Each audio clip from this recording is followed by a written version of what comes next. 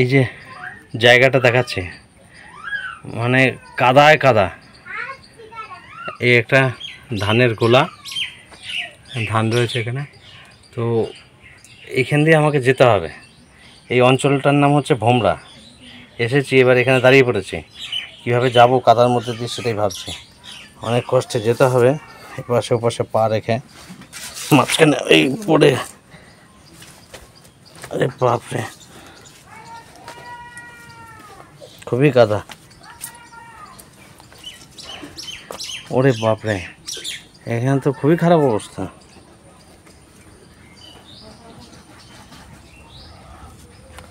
পুরো কাদায় ভরে রয়েছে।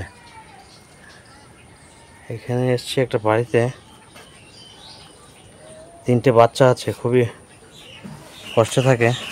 তো সেটা দেখাবো, তো আমি তো যেতেই পারছি না, কি করে গিয়ে দেখাবো। দেখি যেতে পারি।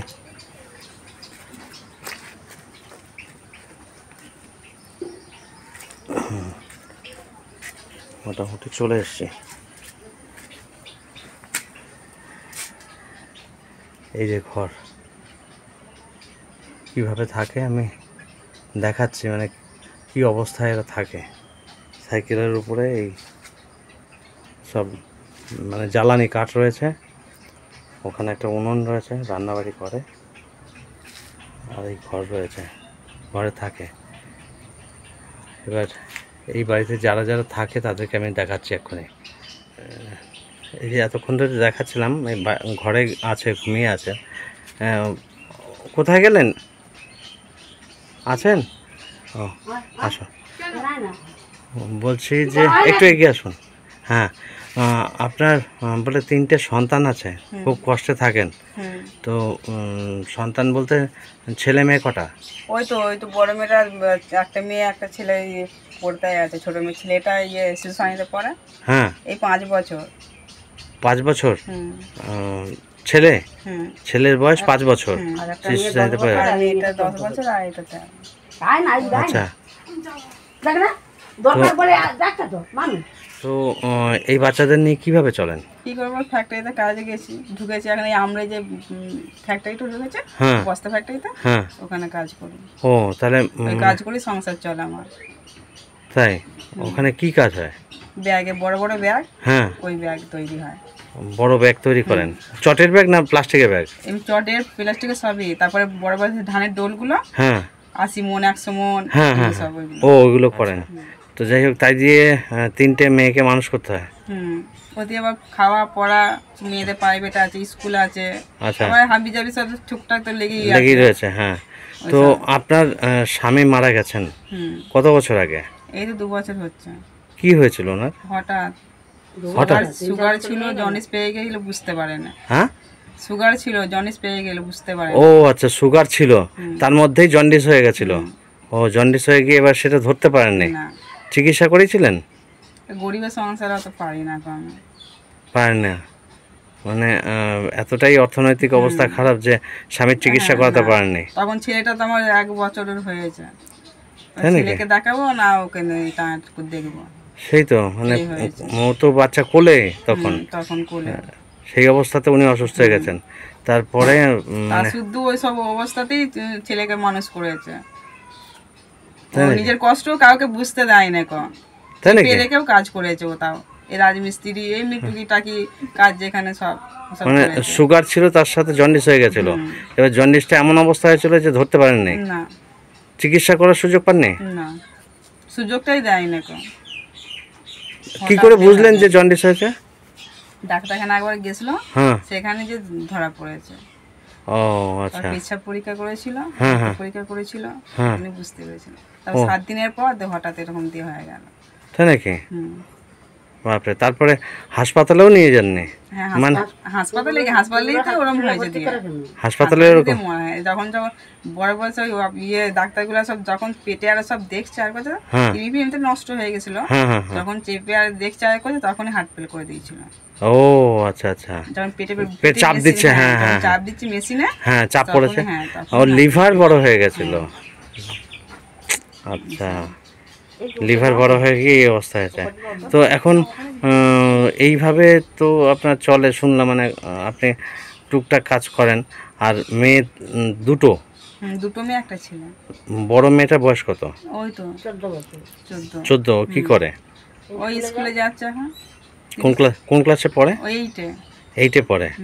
আচ্ছা, আর মেজোটা? মেজোটাই 4-এ পড়ে।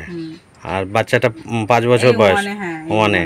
আচ্ছা, ঠিক আছে। মানে তাহলে আপনি এইভাবে যে চালাচ্ছেন তো মানে বাচ্চাদের 3টে বাচ্চা, একটা তো নয়, 3টে বাচ্চাকে মানুষ করা কঠিন ব্যাপার এই বাজারে, বর্তমান বাজারে। হ্যাঁ, বর্তমান বাজারে যাদের ঘরে সামনে তারা শুধু পারবে না, তারাই তো পারবে না। একটা মেয়ে তারা কি করে পারবে বলো দেখিনি। আর নিজেকে মাত্র হ্যাং হয়ে যায়, নিজের মাথা হ্যাং হয়ে যায়।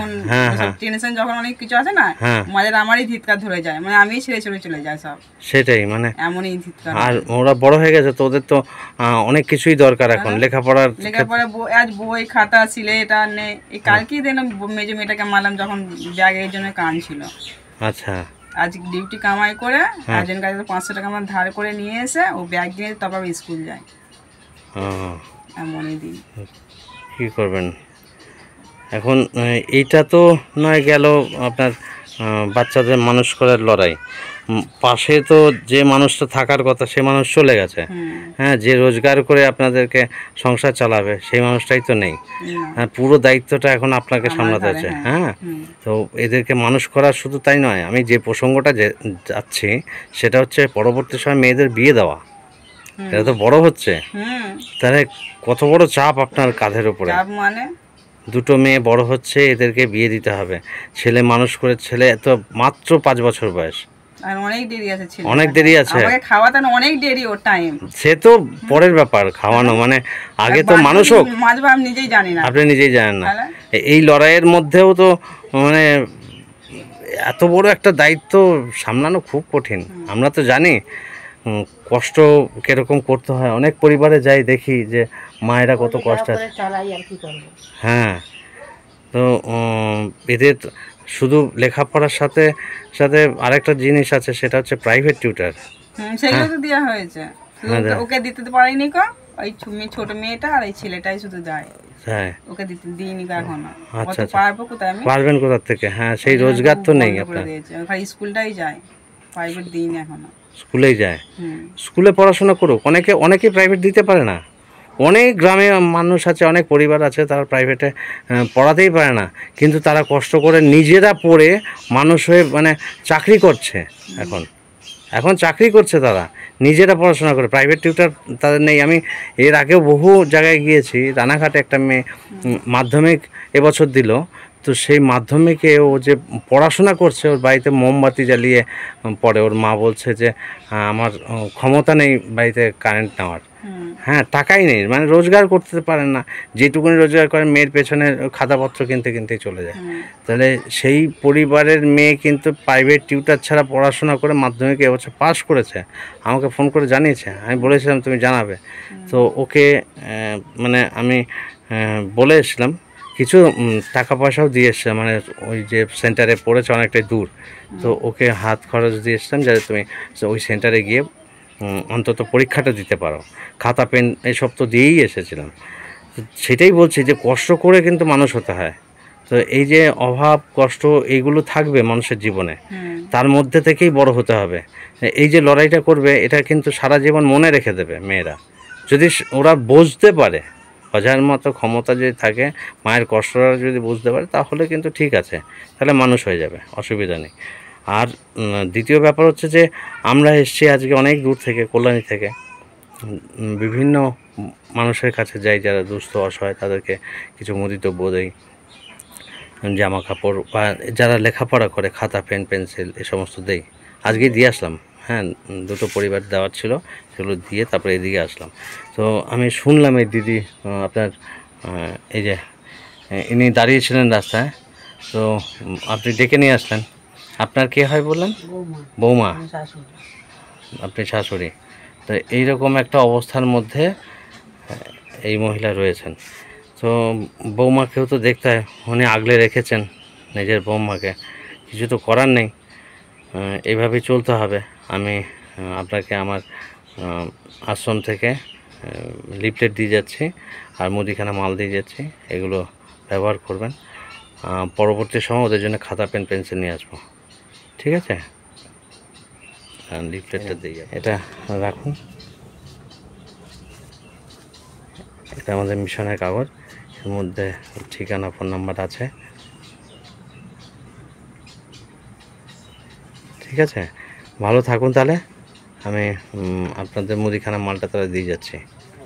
ওনার এই যে মহিলার কাছে এসেছিলাম, ওনারই শাশুড়ির কাছে আমি দিয়ে যাই মুদিখানা মালটা। এই সেই শাশুড়ি, কোথায় দিদি দিন তো, আইনে এটা আশ্রম থেকে আমাদের দেওয়া হয়। হ্যাঁ, আপনাকে এটা দিয়ে দিলাম। আপনার এর মধ্যে মুদিখানা মাল আছে। ওই তো মেয়েটা এসছে, মামুনি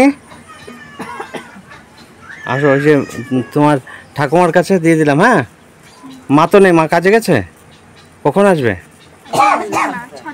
6টার সময়? আচ্ছা ঠিক আছে, আমি বলেছিলাম আসবো, তো এসছি, কথা রেখেছি, ঠিক আছে? এগুলো ব্যবহার করবে।